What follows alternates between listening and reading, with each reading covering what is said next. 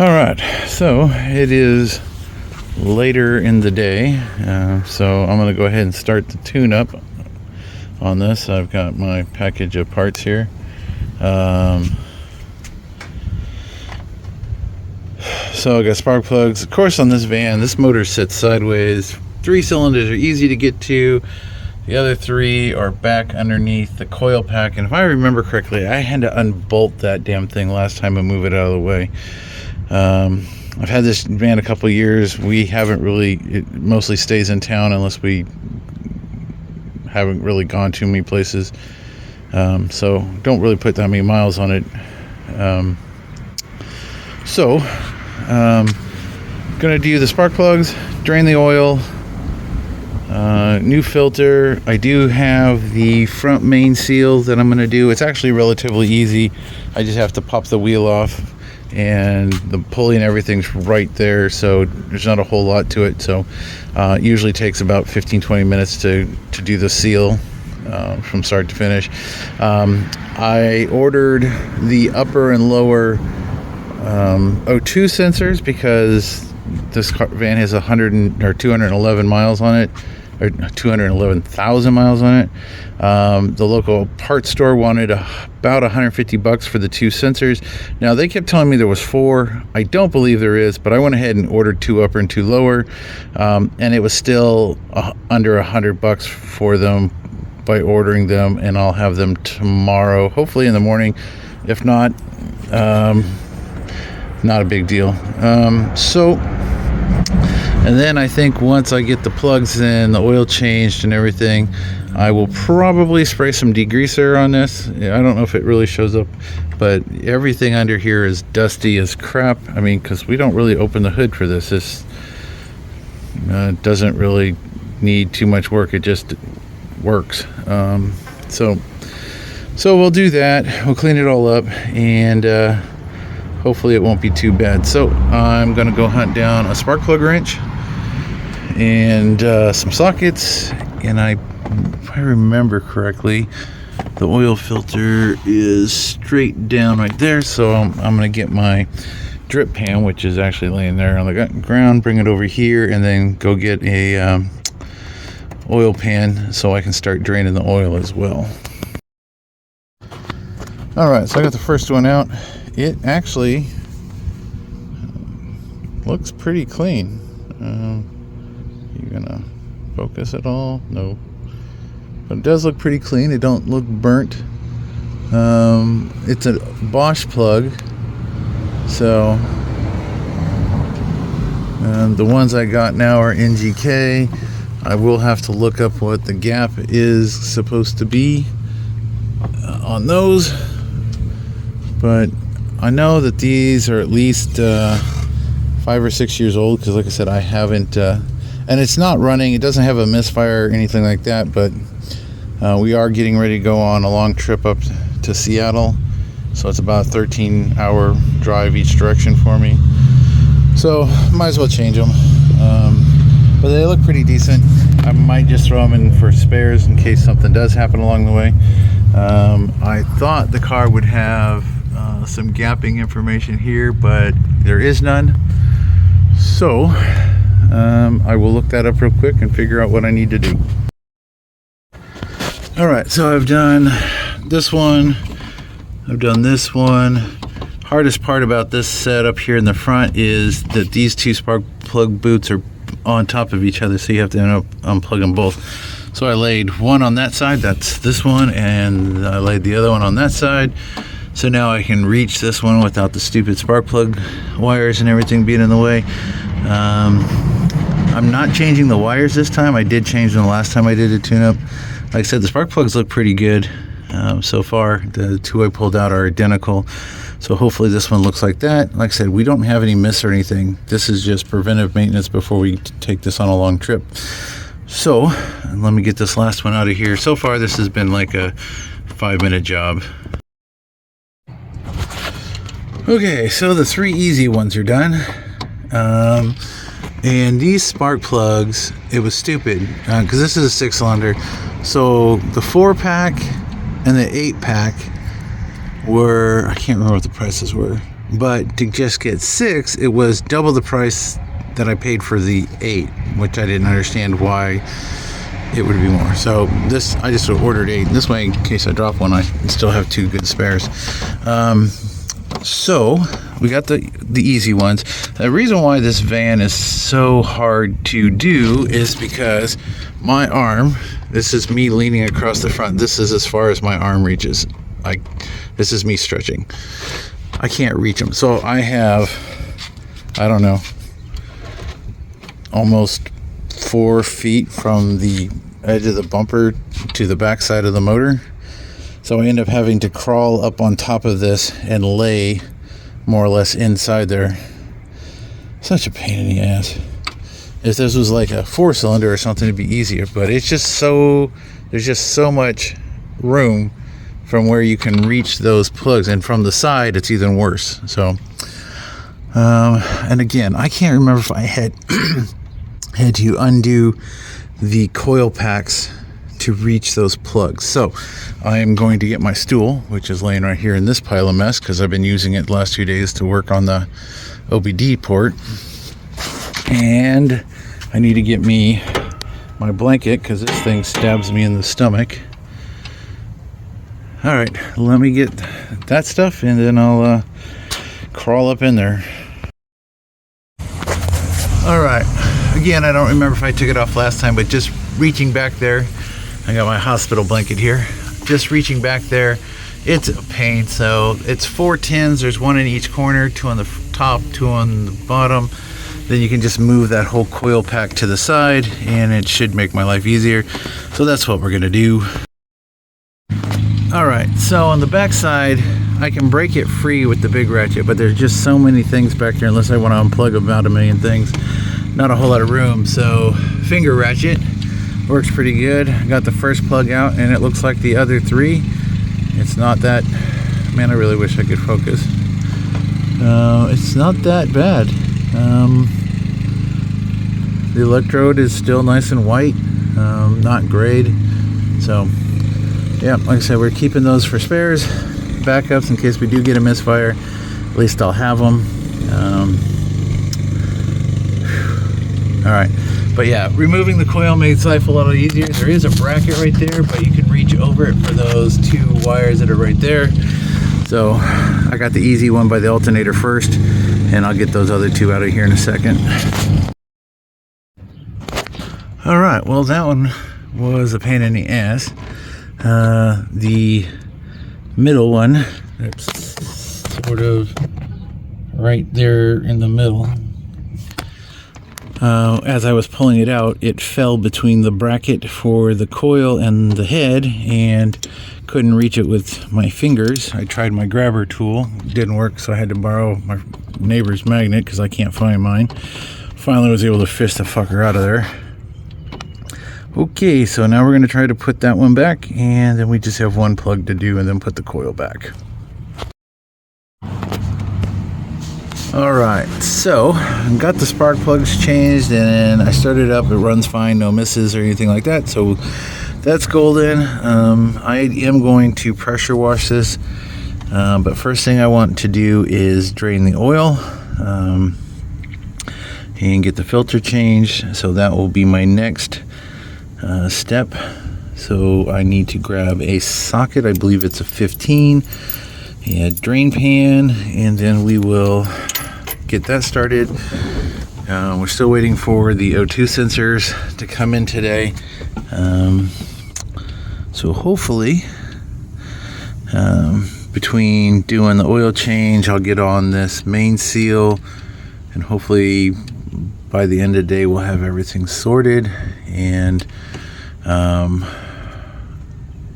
then it will stop causing issues. So, and we can get the registration finished up. All right, so oil pan and a socket. All right, you can see the amount of oil that is the main seal leak. Luckily, I believe I don't need to put this up on jack stands or a jack to reach the plug or the filter, which is just right up there, if I got my finger out of the way. So the first thing we do is loosen up that oil pan plug, and then once it's stopped draining, I'll go ahead and pull the filter. Alright, it does look a little dirty. There's our plug. It was a 15. So yeah, after this is all said and done, I'm gonna spray it down with some Awesome and then hit it with the pressure washer and clean all of this crap up. That way we don't have this issue. I'll go up on top and open up the oil filter cap or oil fill cap, and that way this will drain a little quicker, and I'll be back shortly. Alright, so it's been a few minutes. It looks like we're pretty much done with the dripping of the oil. So I'm going to go ahead and put the plug in and pull the filter out. Alright, old filter out. 3387A. New filter's already back in, but 3387A, so same part number. Alright. So now we can put some oil in it and do that. So I'm gonna dump a little bit of oil in it, make sure we don't have any leaks from the drain plug or the oil filter. And while I'm getting up, I'll go ahead and get some of the cleaner. Spray this down before I clean it, and then we'll go ahead and pull that wheel off so we can get to the pulley. But I can already see the downstream O2 sensor. It is right there on the pipe, so that'll be nice and easy to get to. Hopefully the upstream is as easy to get to. We will see once we can get up underneath there. We will have to jack it up for that though. Alright, so this van calls for 530. If you're not sure, your oil cap doesn't say. There might be a sticker on your car somewhere. I have an emission sticker, but that's all that says. Check the owner's manual, what it recommends, whatever. So I got some 530 high mileage synthetic blend. I always kind of run synthetics in here, just keep it going. Like I said, this van has 213 or 211,000 miles. So I just need to get my funnel so I don't make a mess. This is 5 US quarts. We'll put about 4 in, check it, make sure that it's at the top of the fill point at 4 quarts or whatever it is. Start it, run it for a few minutes, shut it off, let it settle, and then we'll see where our oil is. Okay, so I filled it to the top of the full mark on the dipstick. I put the cap back on here. I did spill a little right here, but I still have a little bit left in the jug, so we're going to start it up, run it for a few minutes, then let it sit, and then we'll check it again and top off as needed. Alright, no rattles, no knocks, no nothing. So it's been running for about a minute or so. We'll go ahead and shut it off.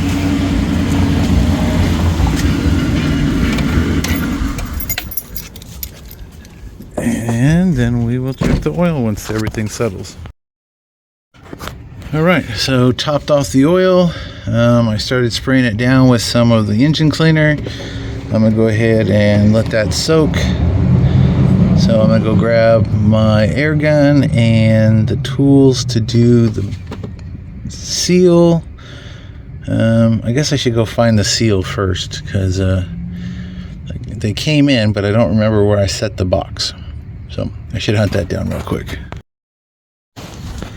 Alright, first thing I had to do was break the lug nuts free. Now we're going to go ahead and zip them off with the air gun. Alright, wheels out of the way. As I said, there's supposed to be a plastic cover right here, but I never put it on the last time because it really doesn't do anything, and it takes longer to put it on than take it off than it does to do the belt or the pulley. So when I first got this van, this leaked really bad. So I put a sleeve repair on the original pulley, new seal, still leaked pretty bad. So I went ahead and replaced it with a new pulley, and it lasted quite a while. But then it's been leaking for a while, so we're just going to go ahead and next we're going to get the belt off here and try to remember what size socket that was so we can pull that out, and then we will get our tool out that removes that, and then we'll pull the seal, put it all back together. Shouldn't take but about 20 minutes. And I'm trying to see if I can see the upper, because there's my cat right there. So the upper should be somewhere in there. Hopefully we can get to it without too much hassle. I don't see it. Maybe it's you have to get it from the other side. I'm not sure, but we'll figure it out and go from there. All right, jack's out of the way, sitting on a jack stand. I'm going to kick this tire underneath the frame to just give it a little bit more safety, but jack stand's all the way at the bottom, so unless it fan moves, it's not going to come off of that or collapse. So I just sprayed a little degreaser. I'm going to get the belt off here. I got to get, I believe, I can't remember if it was a 17 or a 15 for the idler pulley thing. So I'm going to go get my long wrenches so I can get the belt off. And I'm going to spray everything down with the cleaner. That way it soaks, and then once I put the new seal in and the pulley back, I'm going to hit it with the pressure washer before I put the belt back on, just so I don't get any contaminants on it. And then after that, we're just waiting for the O2 sensors to come in. All right, so 18 millibolt. Apparently it wasn't a 17 or a 15. You need a 1/4 inch either breaker bar or ratchet to pull that pulley down out of the way so you can get the belt off. Now I got to get the puller. I grabbed the one puller, but it's the wrong one for this particular setup. I need the other one with the claws, because the one I grabbed is the one with the screws that centers everything. So I'll go grab that puller, and then we should be able to pull this out of here, and then hopefully we'll get it back in. We'll pressure wash it because it's starting to get hot, so I can pressure wash it while we're waiting for those O2 sensors to arrive. Alright, so this puller has little hooks on the end of it, and this pulley actually has special places for those hooks to go. So it takes a 24 to hold it there, and it takes a 24 here on the end, and we're going to go ahead and see about. Okay, and just like that, it's out. It doesn't really have a groove. It does have a little bit of wear, but not bad. So next we're going to go ahead and pull the seal out, and then we'll have to figure out which one, because this car calls for 2 different seals. I guess different part of the year, maybe. I'm not sure. I always end up ordering both of them. That way I have them. So yeah, so we'll pop that seal out. I have a seal popper outer tool here, and that should be good. Okay, so the new seal went in pretty easy. They're never easy, but this one actually went in sort of easy. I got the pulley back on, and it is snugged down, so everything lines back up. I can't remember what the torque specs are, but I can do the torque after the belt on. So since I don't want to put the belt on yet, I want to hose everything down while it's still nice and hot. That way it'll dry, and then that way I can lay under here to do the O2 sensors when they get here. So I'm going to go ahead and get my pressure washer out real quick. I'm going to spray everything down one more time with the engine cleaner, and then we're going to hose this down and then take a little break. Okay, so pressure washing done. Looks a lot better, a little bit cleaner. So now we'll let this dry and then wait for parts. Okay, everything is dried off. I am working the belt back on, so I just got to finish looping it around everything. And the O2 sensors have arrived, so should just be hopefully a few more minutes to put everything back together and we'll be golden. So let's finish getting the belt on. Okay, so it looks like we're on the grooves, on the tensioner groove, on the smooth pulley, on the drive pulley. Looks like everything is where it needs to be and in the correct alignment. I'm going to go up on top and make sure that the top parts of the belt are on the two grooved pulleys where they're supposed to be, but it appears that they are, at least from this angle. And that should be that. So basically all we got to do is put the wheel back on. Right there is my one O2 sensor. Oh, how good that comes in right there. It's like my camera's dirty. Might be, or it's my screen. So there's one. I just got to figure out where the other one is. So alright, so I'm going to get that off and we'll get that one changed and we'll hunt down where the other one is. Okay, so there's my O2 sensor and it goes over to this, and I can't tell if that's a pop rivet or a threaded nut. Now, see, this is a wheelchair van, so the floor of this thing has been cut out and things have been moved. So, I'm not 100% sure. So, let's see if I can get a good picture of it. Oops, come on. Focus. You're not going to focus. I believe that's a pop rivet, so I think I need to drill it.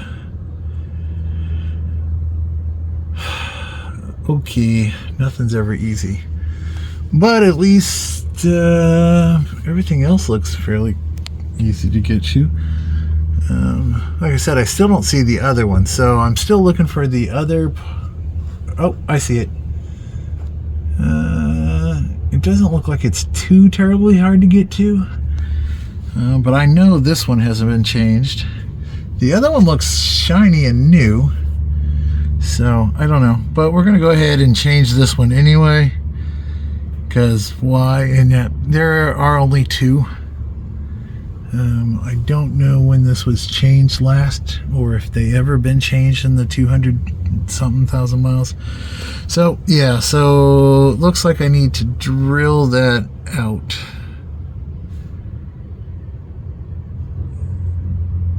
Trying to get a good picture of it. All right, I'll figure this out in a second.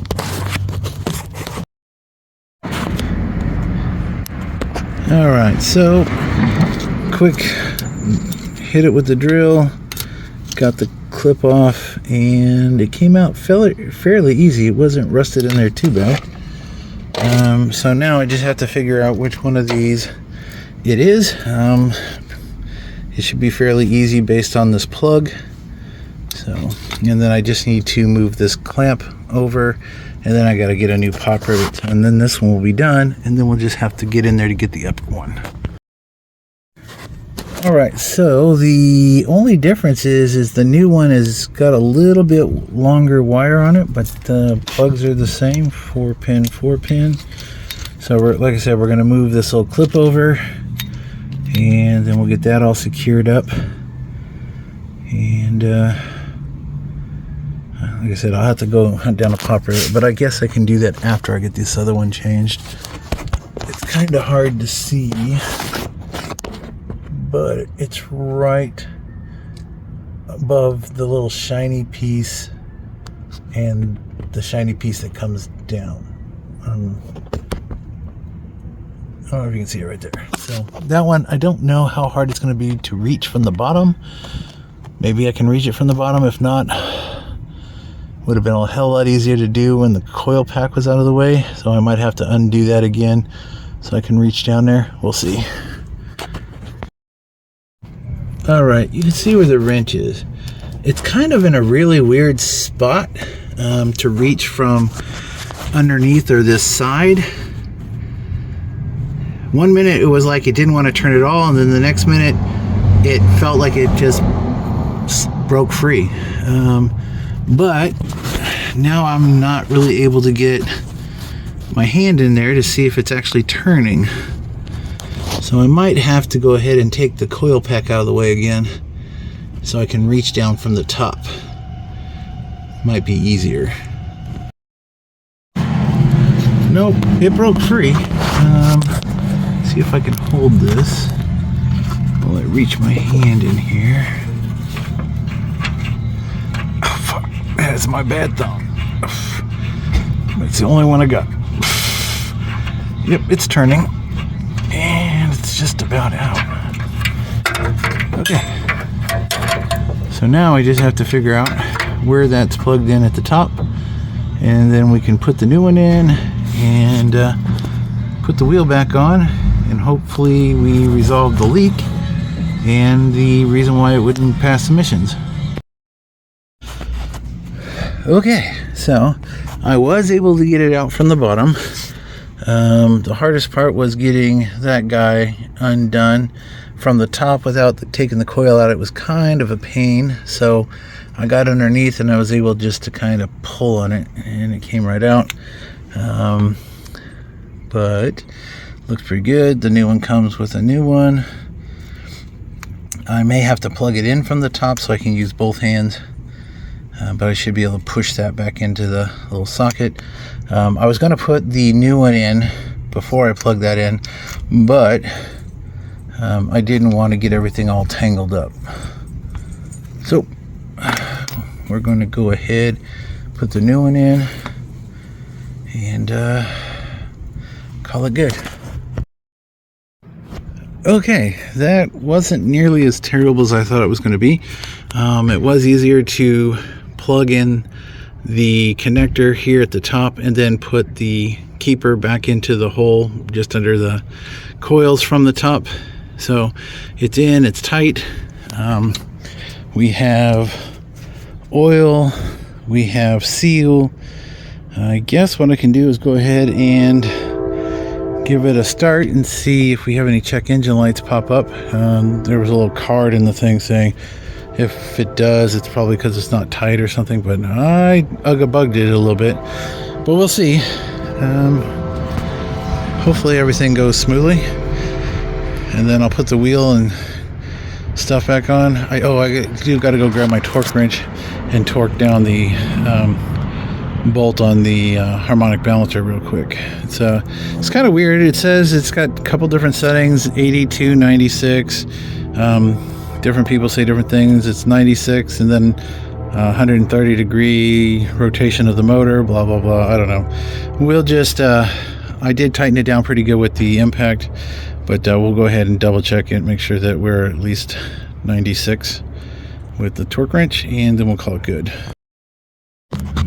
Well, I got to start it for a second, and then the wife needed my help, so I had to shut everything down. So let's see what happens here.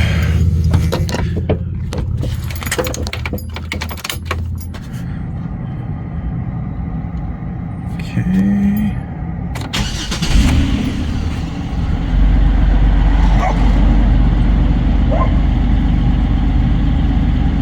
Doors ajar, seatbelt is doing this thing.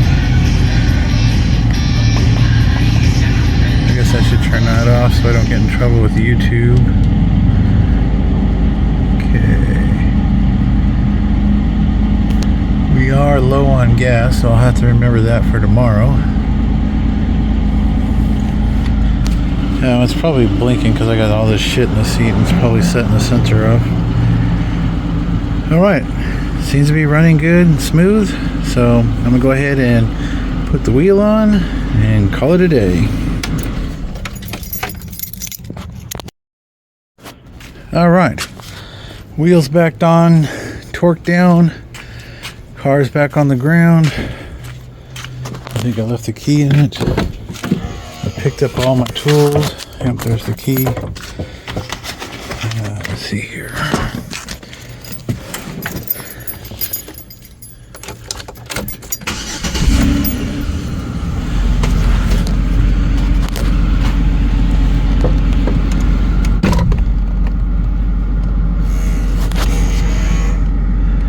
Definitely gonna need to get gas tomorrow.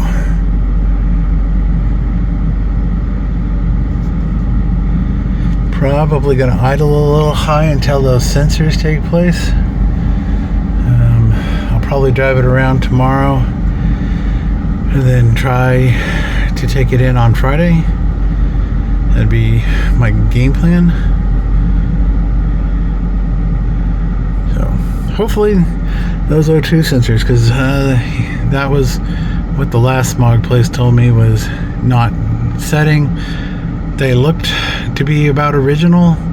I don't know, I didn't change them, so I did, and I did put a new pop rivet in so that wire's not dangling underneath the car. So alright, well, thanks for watching, and guess I'll give you an update if it passed or didn't, and what we will have to do next if it doesn't pass.